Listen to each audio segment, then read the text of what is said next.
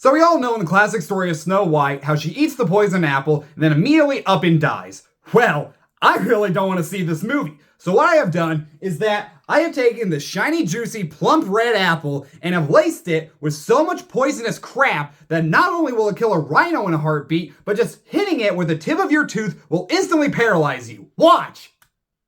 I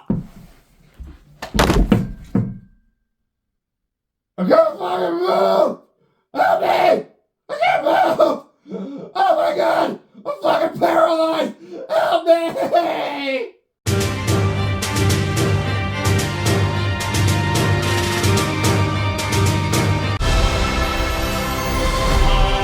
You'll be safe from the Queen here. The Queen stole everything from all of us. We're gonna need your help. It's time to restore our kingdom. Snow White 2025. It's yet another Disney live-action remake that will never in a million goddamn years surpass the original, and it was only made because we won't stop going to see these for some stupid fucking reason. Can't you just tell from all the excitement in my voice that I really was eager to see this movie? So for the one person who doesn't know this story, Snow White, princess, her mommy up and dies and Papa remarries bitch. So bitch just wants to be the fairest of them all. But her talking magic mirror just be like, nah bitch. You ain't no fairest. You ain't even that goddamn pretty. It's this little girl over here named Snow White. She hot. She pretty. So, bitch tries to get Snow White killed. So she sends out her huntsman who's all like, I'm gonna whip this little bitch in the face if she makes a peep. The long story short, Snow White escapes being killed and lives with 7 dude bros who have the wildest frat parties every weekend, but Snow White ends up eating an apple and ODs on them and fucking dies like holy shit! And then the 7 dude bros are like, oh fuck man, we going to jail, we gotta do something about this. Oh my god, I have no ideas, we are going to jail, we are so fucked. Guys, I really did not care about seeing this movie, and neither did you. So, when it comes to the original Snow White, the Disney classic that has been beloved for generations, I'm not gonna sit here and act like it's one of my favorite Disney movies. I wouldn't even put it in my top 10, but it's a film that I enjoy and really appreciate. It's very cute, it's so charming, it's got such likable and memorable characters, it's very beautifully animated, and if it wasn't for this very simple little film, we wouldn't have almost every other animated film that's ever existed. And despite liking this film, I'm pretty sure I've seen Gremlins more in my lifetime than I've ever seen Snow White and the 7 Dwarves. I'm only saying that because every time I hear the song Hi Ho, I cannot think about the Gremlins singing that song, and especially the one Gremlin who has popcorn bags on his ear, just going like, But then some coked up douchebag over at Disney was like, hey, people like that, right? What if we just made a shittier version that's legit kind of horrifying? You think they'll go watch it? Yes, because Disney thinks we're stupid. So now we have this butt-fucking live-action remake of the first ever full-length animated film to ever grace the silver screen. Guys, I don't know if you realize this, but this is basically the animated equivalent of remaking a film like The Wizard of Oz or Jaws. You don't want to see it, and there are just certain films you don't lay a fucking hand on.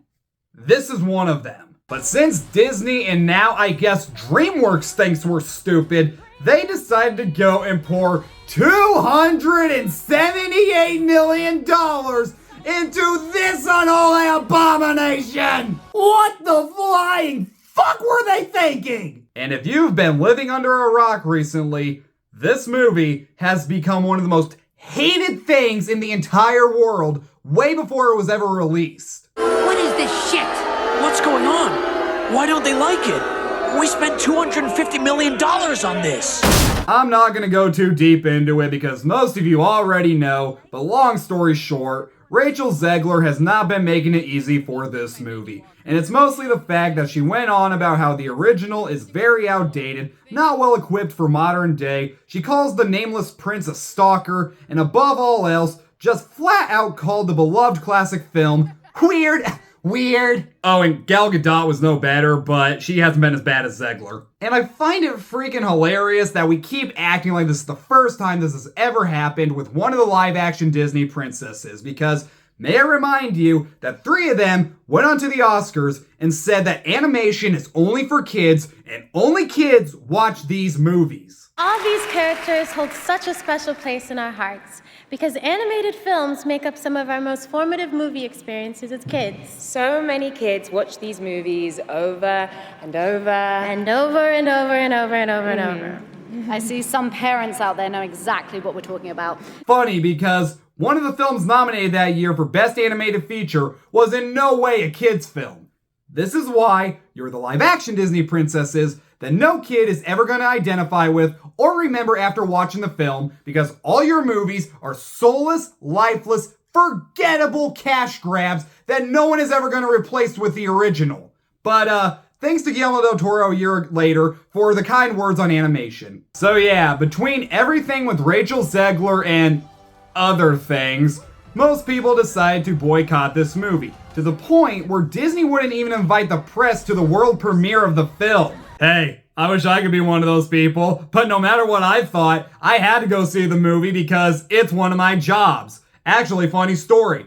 Before I went to go see this movie, I had dinner with my mom and my brother, and I said during dinner, I was like, oh yeah, I keep forgetting afterwards, I gotta go watch Snow White. And their response was, you don't have to go see it. You don't have to do anything. It's not that important. I don't get why so many people that I know personally don't understand how this works. If I want this channel to go anywhere, which is what I want more than anything in life, please subscribe, hit the notification bell and all of that.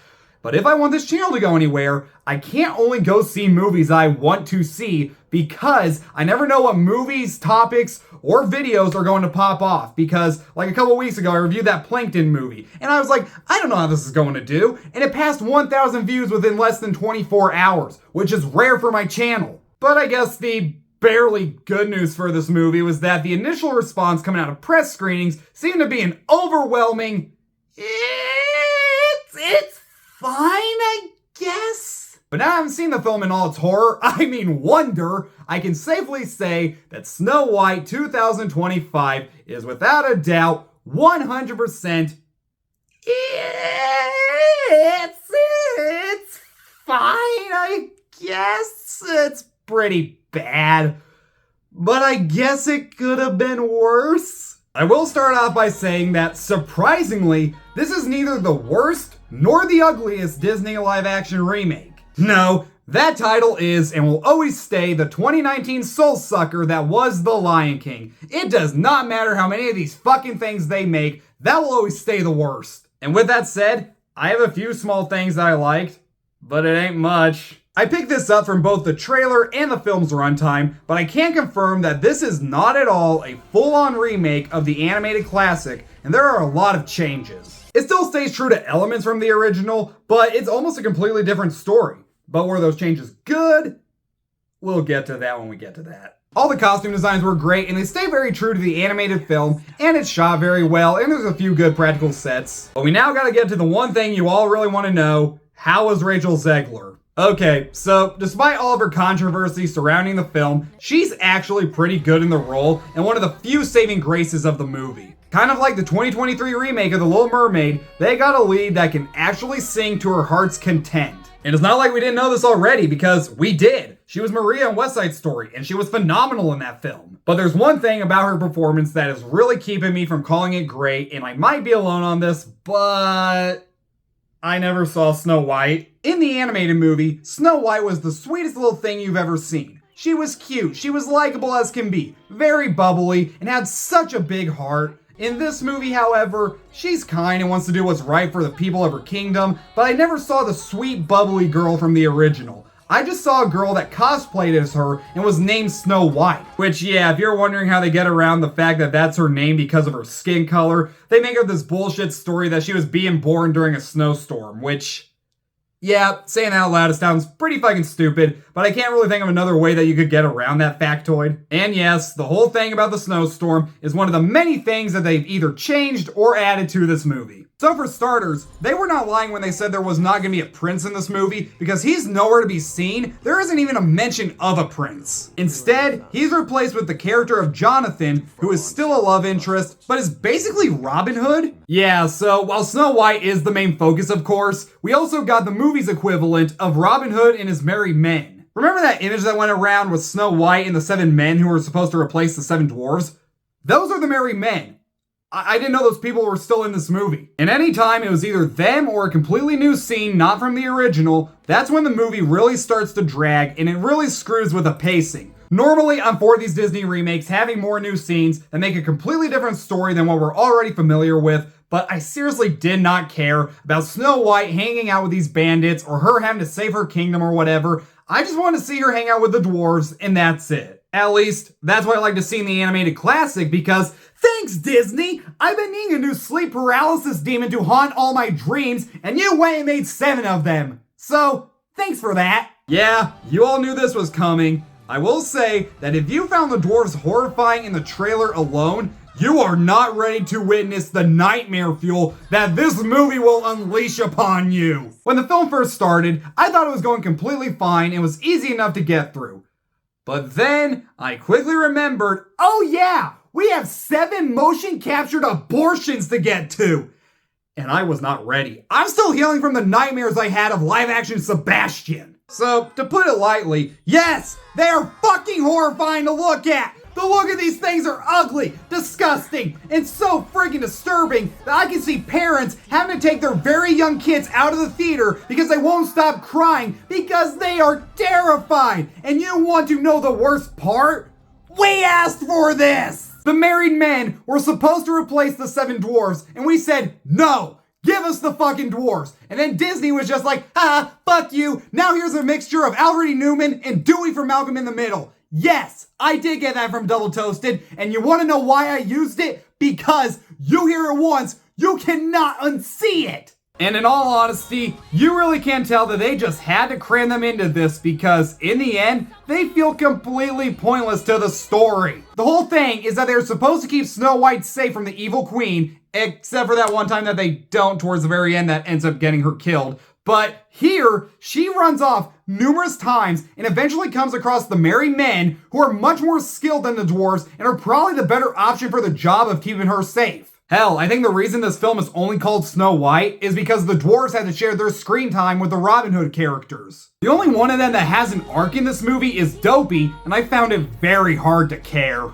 Dopey is upset that he can't talk like the others, and you're supposed to feel bad for him because all the other dwarves give him crap, but I find it hard to care because he's so goddamn scary. Also, I obviously don't have dwarfism, so I really can't take any offense, but I'm like, which one of these is honestly more offensive? Them being referred to as dwarves and Snow White mistaking them for little children, or them being magic creatures who have lived for 274 years and who have magic powers of some kind?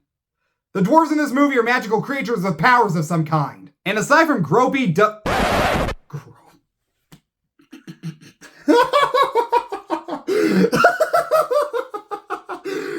oh no, that... Take 2. And aside from Dopey, Grumpy, and Doc, I really could not tell you who was supposed to be who out of the other 4. The one that's Happy doesn't even look like Happy. And they are not the only ones with magical powers because I guess for no real reason at all, the Queen also has magical powers that I guess she got from the magic mirror. I don't... Why? Oh wait, I guess that could also transition us into our next topic of discussion. Gal Gadot as the evil queen. I'm sorry, I just gotta ask, was she ever a good actress, or are we really just blinded by her beauty because she is awful in this? Through the entire film, she keeps hamming it up to the point where it feels like she is in a completely different movie from the one we're watching. I never once saw her as the queen from the animated version, this stuck-up bitch with a heart of stone that never once smiled and had to have everything that she wanted. I don't know what I saw here exactly. You know, I really don't remember you being this opinionated.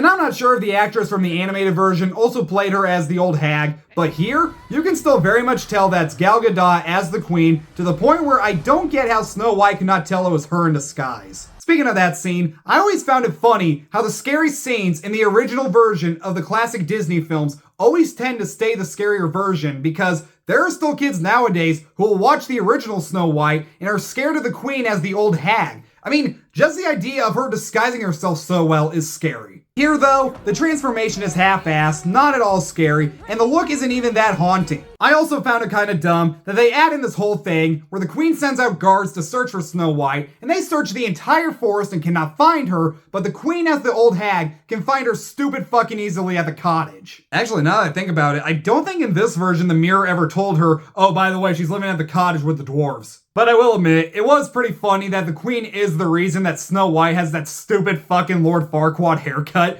Actually, probably my favorite scene in the movie is after she does that, she leans down at Snow White and says, "Some of them may die, but that is a sacrifice you are willing to make." Also, a friend of mine brought this up and I had to mention this, but the whole purpose of the evil queen wanting to be the fairest, most beautiful of them all is completely retconned when you have fucking Gal Gadot playing her. There's no denying that both her and Rachel Zegler are extremely beautiful, but one of them is Gal Gadot. It doesn't make sense in the context of the movie that she'd be jealous of Rachel Zegler, especially with that stupid fucking haircut. He kind of has a point, dude. Plus, I blame the magic mirror for all of this. The queen kept asking every day who is the fairest, and despite days on end of him saying it was her, he just one day decided it was Snow White. Fuck you, bitch! Now let me swim! And on top of all of that, Gal Gadot even has a musical number. Now this might come as a shock to you guys, but she really cannot sing, and it is horribly auto-tuned. Honestly, it would have made sense in the context of the movie if she was more jealous of Snow White's singing instead of her beauty. And speaking of which, since this is an almost completely different story and the movie is 30 minutes longer than the original, that means they had to compile the movie of a bunch of brand new songs. I mean, the film still has two of the classics with Whistle While You Work and Hi Ho, but as for the new songs, they're just as forgettable as you would expect. I mean, when the first song that played in the first 5 minutes started, I was all like, oh wow, I am already not remembering this. I think the only one that came out unscathed was Waiting on a Wish. Maybe it's because it's been in all the advertisements, but I actually thought it was a pretty good song. Again, Rachel Zegler, despite what you might think of her, can sing really damn well. But then again, this is not the new Disney classic that Disney is really trying to make it out to be. And while Hi Ho is of course still in here, they kind of butcher it by making it longer and adding in so many forgettable lyrics. And this is yet another case where they redo certain scenes from the original and they aren't effective one bit. In the original, Snow White is told to run into the forest and hide from the queen, and during that scene, there was a lot of imagery that scared people when they were very, very young. Here, she runs into the woods, gets grabbed by the trees, an owl flies out, then she falls into the water and comes across the animals. Now I know, saying that out loud, it sounds pretty much the same, but when you watch the actual movie, it's very anticlimactic. And in the original, when she meets the animals, she tells them that she needs a place to sleep. So they take her to the dwarves' cottage and she immediately starts cleaning the place because it's a mess. In this version, however, she meets the animals, says nothing about needing a place to stay. The animals just take her to the dwarves' cottage, and instead of cleaning the place like in the original, she just goes upstairs and lays in their beds. Again, Rachel Zegler was good in the role, she just didn't feel like Snow White. And once they do the scene where they're cleaning the house, Snow White doesn't do a damn thing and just makes the dwarves clean their own shit. Bitch! You could have helped. The original Snow White would have, but I guess that's just a little too weird. And once we get to the inevitable scene in which Snow White eats the apple and dies, it really doesn't feel effective because, aside from Dopey, she wasn't as close with the dwarves as she was in the original. But during that scene in the original, one thing that was very effective was seeing Grumpy starting to cry. Yes, of course, the other 6 would start crying, but Grumpy, the one who hated her guts for no reason, aside from the fact that she was a girl, it's really heartbreaking to watch. And again, Snow White was such a sweet and likable character that you didn't want to see anything bad happen to her.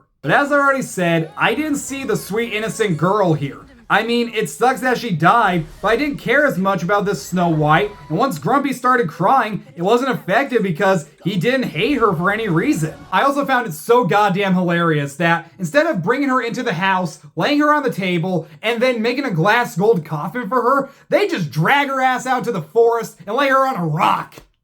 Ain't that disrespectful. And probably the stupidest fucking change in this movie is in the original, the huntsman cannot bring himself to kill Snow White, so he instead replaces her heart with a pig's heart. But here, this guy's a fucking dumbass and replaces her heart with an apple. And then he gets thrown into the dungeon. Idiot! What the hell did you think was gonna happen? But also, I feel like the queen is also responsible for this because she didn't even open the box to check what was inside. And I mean, hey, at least in the original, the huntsman was smart enough to skip town, I think. You actually never do see him after that scene where he's supposed to kill Snow White, do you? Oh my god, I completely forgot about the scene where he's supposed to kill Snow White, but where in the original, she was just horrified. She thought she could trust this guy. Here, she just stands there, he's pointing a knife at her, and she's just like, why? Why?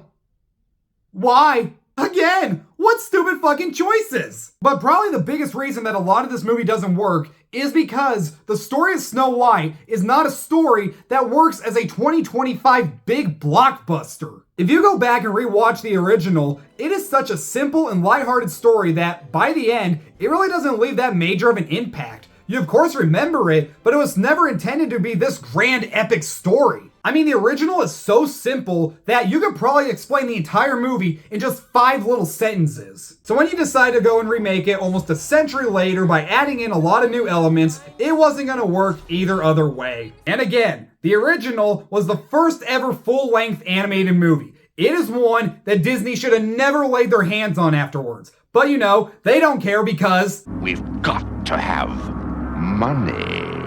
But I do need to make one thing perfectly clear. Despite everything I just said, I am not the target audience for this movie, and there's a very likely chance that neither are you. The target audience for this movie is definitely, without a doubt, little girls, and aside from the 7 deadly sins of roadkill that are in this movie, I think they'll enjoy this movie completely fine. So as I mentioned before, if you're going to complain to me that I am giving my opinion on a movie that is in no way targeted towards me, you gotta remember, I'm a film critic, and so whatever movie I decide to go out and review and watch, I'm going to give my full honest opinion on it, no matter the demographic in age or gender. But honestly, if those were my kids and they wanted to go watch this, I'd be like, oh hell no, we ain't going to watch that. Get your ass in the car. We're going to see Looney Tunes The Day the Earth Blew Up. Which, by the way, is probably the movie you should be seeing this weekend. But in the end, the Snow White remake is pretty bad, but I don't know. It just kind of exists, and it's completely harmless. Despite having a lot to say, it's also one of those films that did not have that big of an impact on me. If you have kids who want to see it, take them to Looney Tunes The Day the Earth Blew Up, because they will definitely have a good time, they'll get some good laughs, they will also get to see the glorious, wonderful man known as Farmer Jim. And if you take them to see that, they will not be crying in the middle of the night saying that Dopey's gonna come and get me. Mommy! Mommy! Dopey's under my bed, he's gonna kill me! Oh, sweetie, Dopey's just a cute little innocent cartoon character from a Disney film. Bitch, I don't mean that! Don't mean this fucking thing! So yeah, that's my recommendation. Go see The Day the Earth Blew Up. This wasn't even a review for Snow White. This was secretly a second review for the Looney Tunes movie. And also, why Farmer Jim is so goated. I fucking love Farmer Jim, man. He raised Porky and Daffy so well, and then he eventually had to leave them by waddling away, and he looked back at them like, boys, make sure to take care of your home. And then Porky and Daffy cried because they lost Farmer Jim, and it sucked because I love you, Farmer Jim! I should do a top 10 list on why Farmer Jim is so goated. But as for that Snow White movie coming out this weekend that I've neither seen nor reviewed yet, I guess I'll give it a C-, but that's mostly because I also gave Moana 2 a C-, and I'm still debating on which one is worse. Probably Moana 2 because I felt scammed watching that. But as for Farmer Jim, A+, man, oh my god, just Farmer Jim, glorious, wonderful man, just A+ all around. Play the damn music.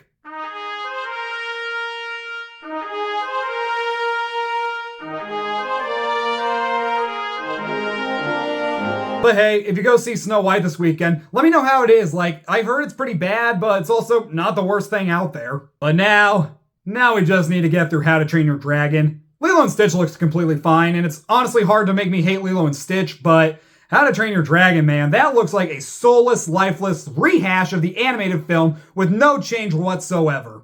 I am seriously dreading having to watch that. Thanks so much for watching, you guys. Subscribe to my channel, and when I do say that, I really do mean subscribe to my channel, because I know like half of you watching right now are not subscribed, and all your love and support is really what does keep this channel going. That is not a joke. I really Really mean that every time I say that. Subscribe to the channel, like the video, make sure you turn on the notification bell, go follow me on Instagram, TikTok, and Letterboxd at Trev's Movies, and I'll be back later with more reviews, and I'll see you then. Farmer Jim goated.